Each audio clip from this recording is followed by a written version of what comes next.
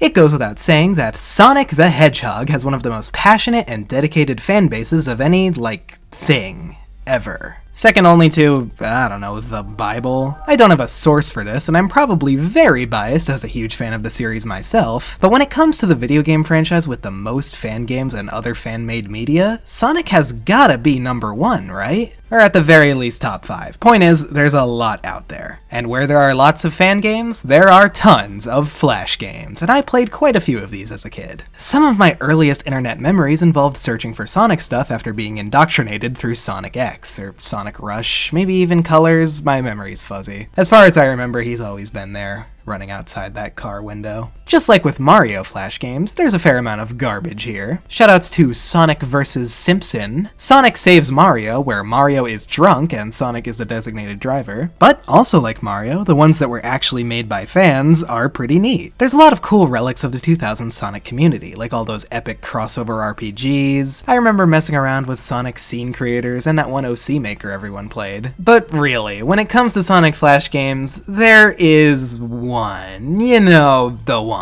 The one that's just like, the one. And with a title like this, I mean, it's no wonder it earned that status. That's right, we're talking Ultimate Flash Sonic. Ultimate Flash Sonic aims to recreate the gameplay and style of the Sonic Advance series, primarily Sonic Advance 2, from which it borrows most of its assets. This is one of those shockingly old games, being uploaded to Newgrounds on February 21st, 2004. To put that in perspective, Sonic Advance 3 wasn't even out yet. It was created by one Dennis Gid, also going by Menace.ch, and the guy is a bit of a mystery. He calls this his best Sonic game so far, hence why it's titled Ultimate, but doesn't have any previous ones published on his page. He has a handful of other games up, but practically nothing is known about the man himself, other than the fact that he was just 17 when he created what would become one of the most everlasting, widely played Sonic fan games. So let's get into it and see just how ultimate this Flash Sonic really is after 21 years, oh my god. Dennis Gid made sure to give credit where it's due when you boot up the game, stating, "This is not an official Sonic game. This game is not sponsored by Sega or Sonic Team." Anyway, Sonic Team rules! Applause for Sonic Team! Go buy Sonic Advance 2 now! The best game ever created!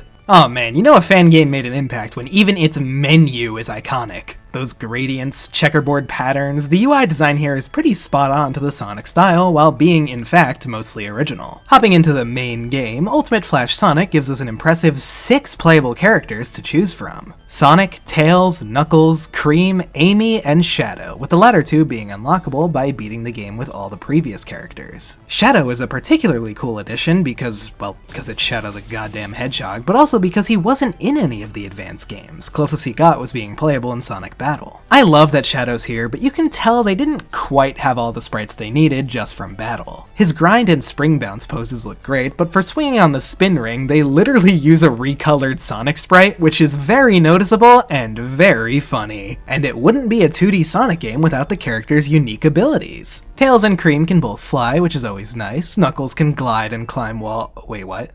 He can't? Knuckles can't glide, Amy can't swing her hammer, Cheese doesn't do jack shit, Shadow can't...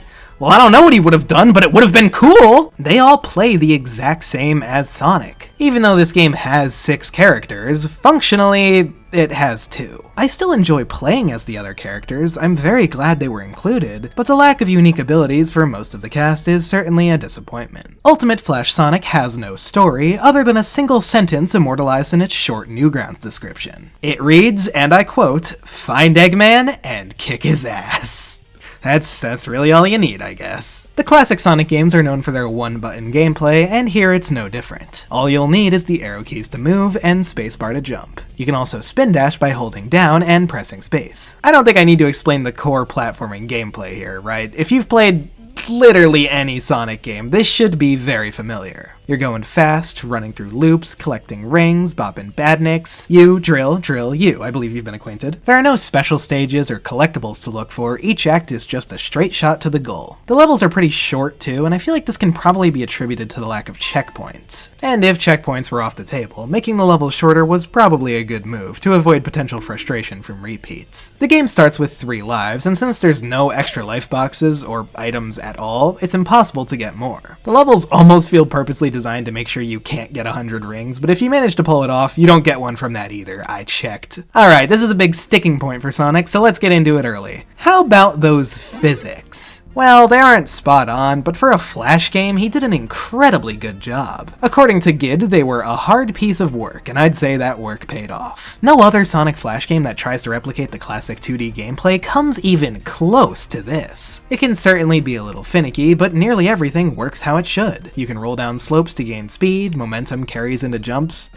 you can't just walk up walls, you need to have enough speed, low bar, right? The main thing that feels off is that it's difficult to change direction, especially in mid-air. It takes a while for Sonic to come to a stop and turn around. You don't have that precise mid-air control you might be used to. It makes things feel a bit more slippery and floaty. Collision bugs are fairly common too, like getting stuck at the end of a grind rail. There's one specific section where the collision broke and I couldn't progress, so I had to backtrack through the level to fix it. This happened 2 separate times. Most of these issues seem to be triggered by grind rails, which is a shame because when they work, they're a lot of fun. There also seems to be, no invincibility frames, which can be very fun sometimes. Welcome back, Sonic 1 spike bug. But other than that, I'm genuinely impressed. It doesn't feel like you're playing a Flash game with Sonic in it like so many others. It genuinely feels like a Sonic game on Flash. An ultimate Flash Sonic, if you will. Thank you, I'll be here all night. Each zone consists of 2 acts followed by a boss fight. Uniquely, each act has its own name, which I just thought was kinda neat. They never really do that. There's also time trial mode. Here you can select any level you've already played and do some time attacking. This is always a great mode to have, especially for Sonic. It's got its own unique menu and even tells you which character you use for your best time, recorded for each level. The first zone, Leaf Forest, begins with Act 1, Chill Gardens. This is a nice and breezy intro level, taking after the zone of the same name from Sonic Advance 2. I find it funny that this act has a little hidden area if you go backwards at the start, and then none of the other ones do that. I'm always checking behind me every time I start a level and just bumping into the wall. This would be a good place to put some item boxes. If I had one! Ultimate Flash Sonic has a genuinely good grasp of Sonic level design. Sure, they're short, but the levels are layered, there are branches and alternate paths, and they reward you for staying on the top path with fast gameplay, while the more challenging sections sit on the bottom routes. They've got the principles down, and it stays pretty consistent throughout the game. Act 2, Emerald Forest, might be my favorite level. It's not very difficult, but it's fast, fun, and there's a lot of different ways to get through it. They have a lot of fun with wacky loops in this one, like this extremely tall loop, the loop that turns into a grind rail halfway through, or this wall and ceiling run that drops you onto a rail. Not to mention the spring that bounces you backward through the floor into a hidden bottom route. That is quite amusing. Man, how did this short level from an asset-ripping Flash game manage to have multiple unique set pieces? Our first boss fight is against Dr. Eggman and his latest technical marvel, Spinning Egg. Here, they've adapted the classic Green Hill Zone Wrecking Ball boss to play like a Sonic Advance 2 boss where you're constantly chasing after it. After enough hits, the bosses enter a pinch mode. In this case, he starts spinning the ball fully around. I like what they did here, pretty clever stuff. With the boss down, we move on to the second zone, Ice Paradise, also from Advance 2, go figure. Starting on Act 1, Snowy Mountain, I really like this alternate path you can take at the start by jumping onto a rail that takes you in front of the other path. Feels very cool. There's plenty of varied routes and little shortcuts, and you'll need some skill to stay on the higher path. The lack of checkpoints and extra lives gets a bit annoying when they start throwing bottomless pits at you. Ice Paradise is certainly a difficulty spike, but it's not unfair. And it still manages to be fast while also being challenging. This is where you'll have to become proficient at jumping off the spin rings, which are tough to get the hang of at first. Act 2, Frosty Island, builds on Act 1 even more with tons of completely different routes to take. This is the longest level, and it kinda has it all. Fun rails, tricky platforming, an upper path that you actually have to spin dash jump onto, they don't just give it to you, what? This is also where that collision bug I mentioned earlier happens though, so watch out. Ice Paradise's boss, the Egg Bomber, is sadly not nearly as good as the first one. All he does is drop a constant stream of bombs with a wonky explosion hitbox you gotta try to jump over and hit him. Entering pinch mode makes him do it a lot faster, so really it only gets more annoying. At least it's pretty easy to grab your dropped rings so you can just brute force through it. And the flying characters can, of course, make quick work of the bosses. In this case you can fly ahead of him, away from the bombs, and attack from there. Well, with that over with, we can get on to the next zone.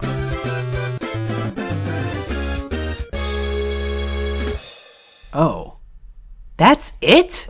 2 zones? 4 levels, 2 bosses, and you're done?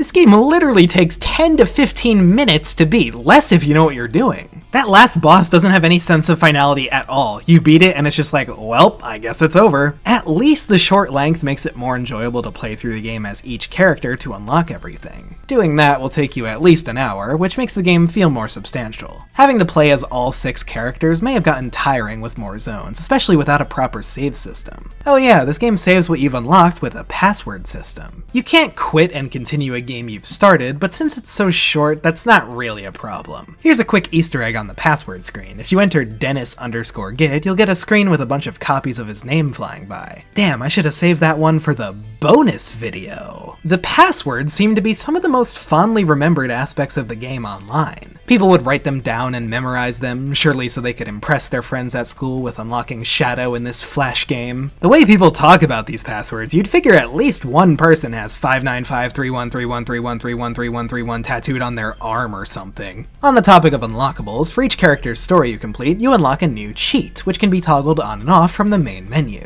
Now, these aren't cheats that actually help you, cheat. These are from the funny school of cheats, or they're solely aesthetic bonuses. So why not go down the list? Sonic Run 2 is a very Sonic fan type inclusion. It changes Sonic's running animation to the Advance 1 version rather than the default Advance 2 style. That gets a solid neat out of 10. Tails Follow is a great idea for a bonus, but it's a very simplified take on it. Tails doesn't actually run alongside you on the ground, he just follows while flying and can't interact with anything. Which is fair enough. I imagine proper Tails Follow would be very difficult to implement. And tragically, you cannot use it while playing as Tails. No Knuckles and Knuckles shenanigans allowed. Okay, behind is very silly. I imagine this was a layering error he found during development and was like, screw it, let's make this a cheat code. I don't have any other ideas. Alright, Big Cheese is a fantastic name. I'm guessing he made this cheat specifically to use that title. This is my favorite one. Cheese is really big. It's funny. Thumbs up. And finally, we have a moon gravity cheat. Oh yeah, now we're talking. This is the only one that actually affects gameplay, so it's a lot of fun to mess around with, getting to areas that aren't normally accessible with these extra floaty jumps. Having an unlockable for beating each character's story is a very nice incentive, and these cheats, while mostly extremely simple, can be fun to play around with.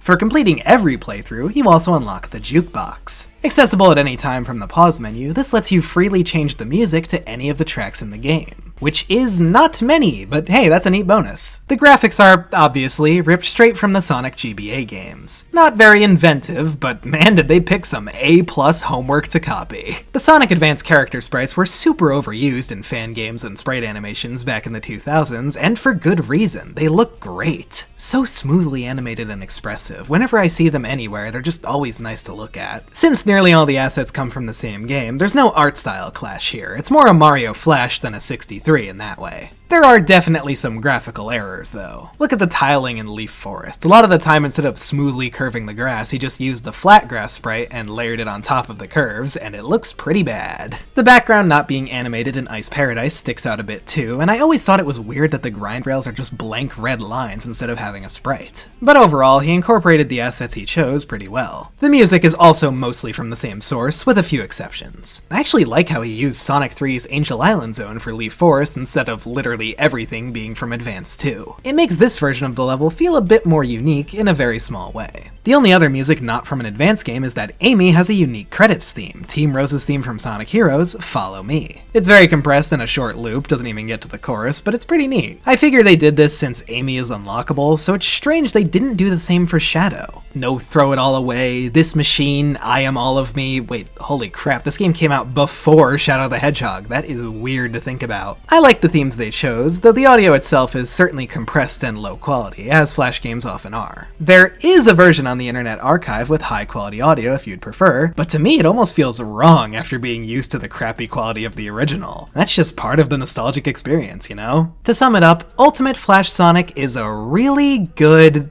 template. What's here is great, there's just not nearly enough of it, and I really wish it got expanded upon. This is such a good foundation, and that's what makes it hurt even more that it wasn't further developed. They could have added checkpoints, items, shield power-ups, and extra lives, maybe even special stages if they're insane, but really just more levels. That's literally all it needed. And the other characters' abilities. And more of a story would be nice. There are no idle animations either? How can you even call this a Sonic game? At least the ledge animations are there, I guess. This game had so much potential. It could have been something really, really special. But even in the state it's in now, it's still probably the best Sonic Flash game. Because again, in terms of how it replicates the controls, physics, and level design, nothing compares. But I'll admit, there isn't much of a reason to play it nowadays, especially if you didn't growing up. You can get basically the same experience, but much better from any of the numerous great 2D Sonic games, both fan-made and official. So why does Ultimate Flash Sonic even matter? Well, because I still think it does, damn it. Way back in my Super Mario Flash video, I said that, oh, there's no reason to play these because you can just play the official games they're based on, which are so much better. This also applies to Ultimate Flash Sonic, and to an extent this sentiment is true. But I also feel like I kinda miss the point. These games aren't meant to replace the originals, or 100% accurately emulate them. We have these things called emulators for that, ever heard of them? No, these Flash games are more so for people who don't have access to the original games, or simply think the novelty of having a version of that game to play in their browser is cool. And it is! That's why you see so many people nostalgic for Ultimate Flash Sonic in particular, because it was very easily accessible. It was reposted on so many different sites, all you needed was a web browser, so a ton of people played it. I've heard a lot of Sonic fans say this was their first Sonic game, and I know it was at least one of my first. I see way more nostalgia posts online about this than the actual Sonic Advance 2. I'm willing to bet more people have played the Flash game. Actually, I can just look at the Newgrounds numbers alone, and yeah, it's not even a competition. Ultimate Flash Sonic, with all its wonky collision, copy-paste characters, and only 2 zones, holds an important place in the history of the Sonic fandom. It feels like everyone played this thing, or at least knows about it, and for good reason. Despite its limitations and simplicity, Ultimate Flash Sonic just understands what makes Sonic fun. And, thanks to the format it was released in, it brought that fun to so many fans, both new and old, and made that gameplay very easily accessible. It's certainly not the perfect Sonic fan game, not even close. But I think it is the perfect Sonic Flash game. Think about it, Flash games are usually short, replayable, and a bit of simple fun. Ultimate Flash Sonic is check, check, and check. Yes, I wish it had more levels now, but with how quick and accessible it was the perfect game to play in your browser if you had a bit of time to kill. That made it a go-to at schools. If you wanted to maximize Flash games that are this quality and can easily be beaten in a single class period, I mean, you can't get much better than this. It's undoubtedly flawed, and I wouldn't call it a great game on its own, but as a Sonic Flash game, it perfectly embodies what those 3 words entail. So I guess it really has earned that ultimate moniker. You did good, Ultimate Flash Sonic. You did good.